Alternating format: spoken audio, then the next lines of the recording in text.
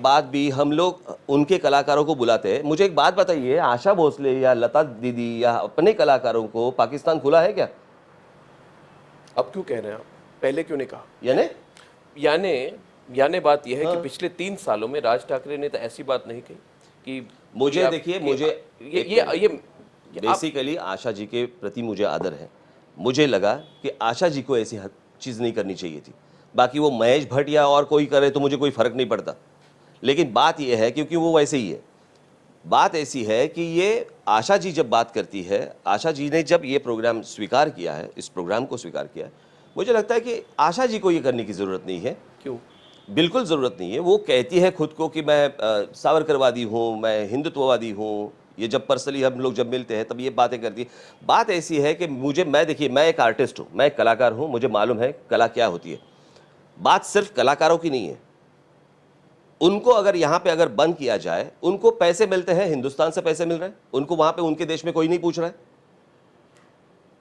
मैं चाहता हूं कि उनको अगर यहां पे बंद कर दे तो वो अपने गवर्नमेंट पे प्रेशर लाए और कहे कि आप ये जो हरकतें उस देश में कर रहे हैं उसकी वजह से हमें वहां जाने का प्रॉब्लम हो रहा है, हमें वहां पे पैसे नहीं मिल रहे हैं, यहां पे भी नहीं मिल रहे हैं। आपको लगता है कि रूना की आबिदा परवीन कह देंगी और पाकिस्तान आबिदा परवीन और रूना लैला की बात नहीं कर रहा हूं। आपने आपके आबिदा परवीन कह देंगी या कोई कह देगा और पाकिस्तान की सरकार की जो नीति है वो बदल जाएगी? देखो, प्रेशर तो आना चाहिए। एक तो हमें मालूम है वो देश सुधारने वाले हैं नहीं, तो उसके लिए एक तरीका तो ढूंढो। अपने यहां पे इतने लोग मारे जाने के बाद भी, इतने लोग मर रहे हैं, इतने ब्लास्ट में आज तक मरे हुए हैं, उसके बाद भी हम लोग बोल रहे हैं कि नहीं, अमन और शांति की बात करें। राज ठाकरे जी, आप ये एक के बाद एक कमेंट्स, पोजीशंस पिछले 1-2 महीनों में आपने किया है। आपने हर एक के बाद एक पिछले 2 महीनों में आपने पहले तो ये नीतीश कुमार के खिलाफ ये माइग्रेंट इशू पर, फिर आपकी रैली, फिर आशा भोसले का कार्यक्रम, ये एनालिसिस कोई भी न्यूज़ एनालिस्ट ये करेगा कि राज ठाकरे एक के बाद एक टारगेट कर रहे हैं क्योंकि वो फिर से अपने इंपॉर्टेंस को सवाल है कि एक के बाद इसमें तो पॉलिटिकल स्ट्रेटजी है। नहीं, किसी भी बात के ऊपर अगर सच बोला तो उसमें स्ट्रेटजी क्या होती है? कोई बोलने को तैयार नहीं। अगर मैं बोलूं तो आप बोलेंगे ये क्यों बोल रहा है। मुझे परसों पता चला कि कोई लोग आपके ये टेलीविजन चैनल के कुछ लोग गए कि हमको राज ठाकरे ने धमकी दी है, चैनल को हमको प्रोटेक्शन दो। धमकी तो आपने दी थी। हाँ, धमकी तो दी है। क्यों देते हैं आप? बिल्कुल, धमकी देना। आप डिसाइड करने वाले कौन होते हैं इस देश में कि आप कहेंगे वही सच होगा? आप मुझे पूछ रहे हैं कि तुम कौन हो, तो मैं पूछता हूं आप कौन है? क्योंकि भारतीय संविधान के धारा 19A के क्या कोर्ट में खड़ा किया है क्या मुझे? नहीं, मैं आप कह रहे हैं आप क्यों होते हैं, तो मैं आपको कह रहा हूं कि क्योंकि we have the freedom of speech and expression. बिल्कुल, तो मुझे भी है, आपको भी है, मगर आप एक मिनट, वो जो आपका जो आशा भोसले के साथ जो ये नहीं, अभी आपका वो फाइट हुआ, उस पर मैं आपके और एक सवाल आपसे है। आप कहते हैं ऐसे चैनल्स TRPs चाहते हैं, उनको ये शो दुबई में करना चाहिए और दुबई में शूट कीजिए, आपका ऑफिस इधर है। अगर कोई चैनल ऐसा कुछ करे और कुछ हो जाए तो हम उसके लिए जिम्मेदार नहीं है, सरकार जिम्मेदार है। सरकार को इन चैनलों को वार्न करना चाहिए। यानी कि मुझे सवाल ये है कि आप तो एक तरह से आप ये भी कह रहे हैं कि एंटरटेनमेंट चैनल्स को आप धमकी दे रहे हैं कि आप ये मत कीजिए, आप अगर कुछ करें और कुछ हो जाए तो। बाकी एंटरटेनमेंट के बारे में मैंने आज तक कुछ कहा है? नहीं, ये तो स्टेटमेंट सुनो मेरी बात, मैंने कुछ कहा है? इतने एंटरटेनमेंट चैनल्स हैं, उनके बारे में मैंने आज तक कभी कहा है? मेरा सिर्फ इतना ही कहना है कि ये पाकिस्तान, बांग्लादेश जिस तरह से अपने यहाँ पे जो हंगामा खड़ा कर रहे हैं, आप वहाँ मत जाइए। बाकी एंटरटेनमेंट के लिए तो आपको पूरा खुला है मैदान। मगर पॉलिटिकल पार्टीज चैनल्स के कंटेंट को कैसे डिसाइड कर सकती है? तो फिर चैनल को भी डिसाइड नहीं करना चाहिए पॉलिटिकल पार्टी का कंटेंट? कौन डिसाइड करता है? फिर मैं डिसाइड करूंगा या तो आप डिसाइड करो? आप कोई कोर्ट नहीं है। आप मेरे को पूछ रहे हैं कि राज ठाकरे कौन है? राज ठाकरे क्या कोई बादशाह है या कौन है? वो जो भी आप जो कुछ बोलते हैं, अगर मैं नहीं हूं, मुझे भी मालूम है मैं नहीं हूं, लेकिन आप भी तो नहीं है। इस देश में चैनल्स डिसाइड करेंगे। कल की बात है, कल नहीं परसों की बात है, मैंने एक आपके ही चैनल एक हेड को मैंने फोन किया था कि ये क्या चल रहा है आपका। मैंने कहा क्या है और आप बता क्या रहे। सब बात होने के बाद एंड में उसने क्या कहा मालूम है? लेकिन राज तुम तो टीआरपी हो, हमारे लिए टीआरपी हो। यानी आपके टीआरपी के लिए आप किसी भी कोई भी सेंटेंस ट्विस्ट करेंगे, लोगों को भड़काते रहेंगे।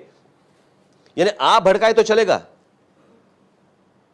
और मैंने सच बात की तो आप बोलेंगे कि ये राज ठाकरे भड़काऊ भाषण दे रहा है, राज ठाकरे देश तोड़ने की बात कर रहा है। तो आप क्या कर रहे हैं? जोड़ने की।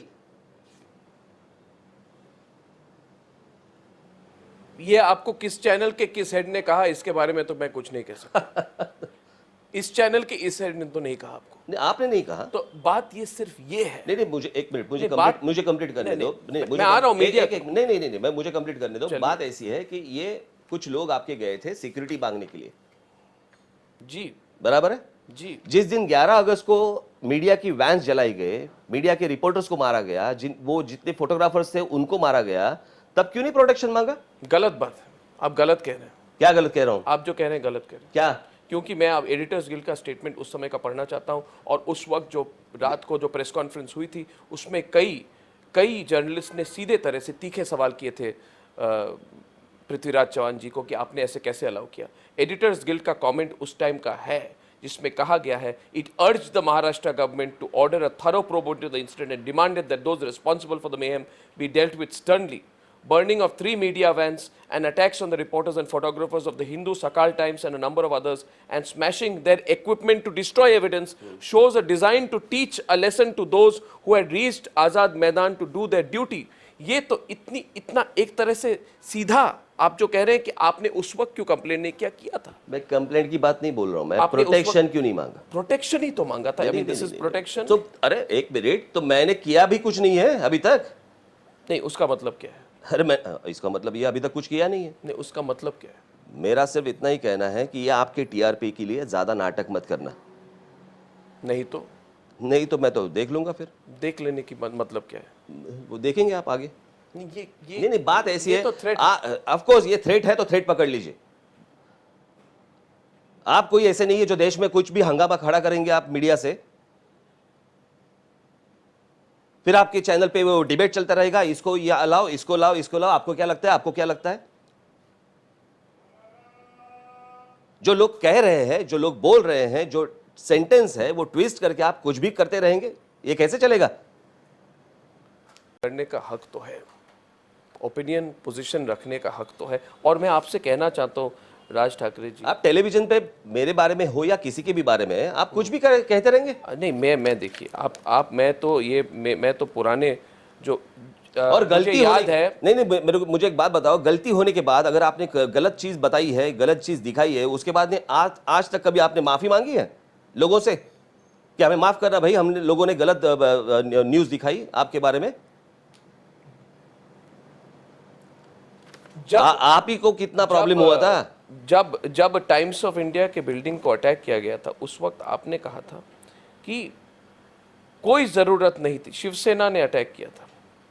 तो स्पेकुलेशन हुआ था उस समय कि सेना के लोग उसमें इन्वॉल्व थे, तो आपने कहा था कोई ज़रूरत नहीं है ऐसा कुछ करने की। आपने नहीं, शिरीष पारकर का कमेंट है, ऑफिस वैंडलाइज करने की कोई ज़रूरत नहीं है। तो आप तो उस समय आपके लोग जब दूसरे पॉलिटिकल पार्टीज का नाम आता है कि वो मीडिया को टारगेट करते हैं, तब आप दूसरा स्टेटमेंट करते हैं। आप अभी तो आप डायरेक्टली एक सुनो मेरी बात।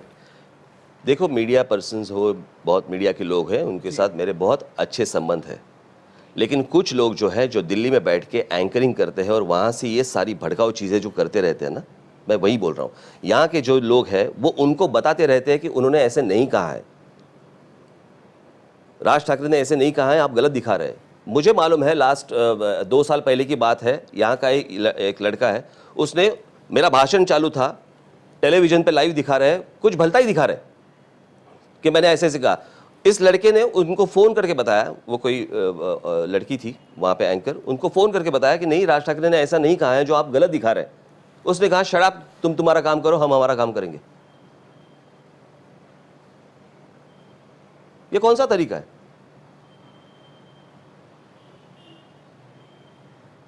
Can you accept criticism?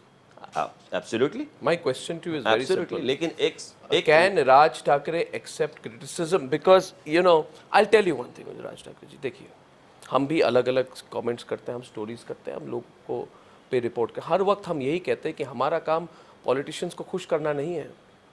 अगर कोई पॉलिटिशियन गुस्सा हो जाए तो गुस्सा होके पॉलिटिशियन हमको क्रिटिसाइज कर सकता है, वो बयान दे सकता है, मगर जब व्यक्ति कहता है कि देख लेंगे कुछ हो जाएगा, तो फिर क्या होता है, अगर कल राज ठाकरे भी कुछ, कल अगर राज ठाकरे कहे आपको ये नहीं कहना चाहिए था, अभी देख लेंगे क्या होगा, और कल अगर उस राज ठाकरे के किसी सपोर्टर ने राज ठाकरे के बयान को सुन के उसी न्यूज़पेपर या टीवी चैनल के ऑफिस को अटैक किया, तो फिर एक तरह से राज ठाकरे प्रोत्साहन नहीं दे रहे हैं, एनकरेज नहीं कर रहे अपने सपोर्टर्स को। क्रिटिसिज्म ये तो मैं आज तक मैं झेलते ही आया हूं। झेलना क्यों कहते हैं, ये तो it's part of a politician. ठीक है, तो उसे झेलना बोलते हैं ना। बात ऐसी है कि मुझे उससे कुछ फर्क नहीं पड़ता। देखिए, हर एक का एक पॉइंट ऑफ व्यू होता है, वैसे आपका एक पॉइंट ऑफ व्यू रहेगा, मेरा एक पॉइंट ऑफ व्यू रहेगा, मुझे उससे कोई प्रॉब्लम नहीं है। बात यह है कि जिस तरह से आप लोगों को भड़का रहे हैं और उसके बाद आप सोच रहे हैं बहुत मजा आ रहा है, बहुत अच्छा टीआरपी मिल रहा है, ये गलत है। आप कैसे लगता है कि भड़का रहे हैं? भड़काने की बात कहाँ है इसमें? अरे मुझे लगता है कि एक बार अर्नब दूसरे हिंदी चैनल्स भी देखा करो, उस पर क्या चलता है क्या नहीं चलता। और मैं सिर्फ ये जो बात कर रहा हूँ वो सिर्फ हिंदी चैनल्स की बात कर रहा हूँ। कल कोई कहे कि राज ठाकरे आइडेंटिटी पॉलिटिक्स कर रहे हैं, राज ठाकरे वो चलेगा, मुझे कोई फर्क नहीं पड़ता उससे, उससे मुझे कुछ फर्क नहीं पड़ता। लेकिन जिस तरह से आप मेरे लोगों को बुलाते हैं डिबेट के लिए, ओके, वहां पे कोई एंकर लड़की बैठी है, वहां पे कोई बिहार का या उत्तर प्रदेश का कोई सांसद कुछ बात कर रहा है, और जो बात कर रहा है, बात करने के बाद वो लड़की बोलती है हाँ बराबर है, आप करेक्ट बोल रहे हैं, आप ठीक बोल रहे हैं, हाँ जवाब दीजिए। इसको किसने कहा है डिसाइड करने को कि आप ठीक बोल रहे हैं? आप अगर प्रोग्राम कंडक्ट कर रही है तो आप उनका हो गया, आप इनको पूछो, आप बराबर बोल रहे हैं, आप बराबर करेक्ट बोल रहे हैं, इसका जवाब दो। ये मगर मीडिया को बैन करना वगैरह भी तो ठीक नहीं। बैन किसने किया है? आपने किया है। क्या आपने किया है? आपने किया है वो मैं आपको, आपने 2008 में मैंने किया था। आपने हिंदी, आपने इंग्लिश और हिंदी के लैंग्वेज जर्नलिस्ट को अपने प्रेस कॉन्फ्रेंस से बैन कर दिया। बिल्कुल। और ये सही तो नहीं होगा। सही नहीं था, इसलिए तो आपने पॉलिसी चेंज। देखो सिंपल चीज है, उस वक्त मेरे सामने न्यूज़पेपर्स, इंग्लिश न्यूज़पेपर्स के लोग थे, हिंदी न्यूज़पेपर्स के लोग थे, मराठी न्यूज़पेपर्स तो थे ही थे, बराबर। अगर मैं जो बोल रहा हूं आपको अगर नहीं समझ में आ रहा है तो एक तो समझ लो, मराठी रिपोर्टर्स जो है, मराठी जो बाकी लोग हैं उनसे समझ लो कि एग्जैक्टली इसने क्या कहा है। ये देखिए राज ठाकरे जी, ये जो भी जर्नलिस्ट है जो अपना काम करता है, वो ये आप जो ऑन एयर जाता है या जो लिखते हैं वो आपको दिखा के तो नहीं ऑन एयर कर सकते ना, आपकी परमिशन लेके कि ये आपको ठीक लग रहा है तो फिर चलाइए। देखो मैंने एक स्टेटमेंट किया है, वो स्टेटमेंट आप ठीक से दिखाओ, ओके, उसके बाद आपका जो पॉइंट ऑफ व्यू रहेगा बिल्कुल दिखाया गया। मेरा ये कहना है कि इस वक्त जो आप भड़क गए हैं मीडिया पे, और इस बात में मैं थोड़ा और आपसे सवाल करना चाहता हूँ, तो आपने जो कमेंट किया उसको टेप पे दिखाया गया, आपके रंग शारदा के स्पीच को दिखाया गया, आपके क्लैरिफिकेशन को दिखाया गया, और उसके ऊपर कोई अगर कोई पॉइंट ऑफ व्यू रखे तो उसमें गलती क्या है? यानी राज ठाकरे देशद्रोही है? एक मिनट,